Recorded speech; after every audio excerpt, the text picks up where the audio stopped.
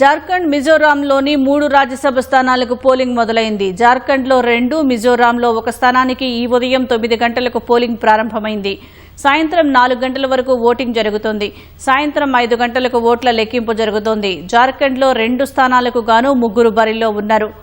JMM నుంచి బైద్యనాథ్ రామ్, కాంగ్రెస్ నుంచి ప్రణవ్ ఝా, BJP మద్దతుతో స్వతంత్ర అభ్యర్థి పరిమళ్ నత్వాని పోటీ చేస్తున్నారు.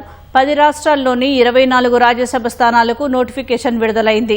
కర్ణాటక, ఆంధ్రప్రదేశ్, గుజరాత్లో 4 స్థానాలు, రాజస్థాన్, మధ్యప్రదేశ్లో 3 స్థానాలు, జార్ఖండ్లో 2 స్థానాలు, అరుణాచల్ ప్రదేశ్, మిజోరాం, మణిపూర్, మేఘాలయల్లో 1 స్థానానికి ఎన్నికలు జరగాల్సి ఉంది. 24 రాజ్యసభ స్థానాలకు గాను 21 స్థానాలు ఇప్పటికే ఏకగ్రీవమయ్యాయి.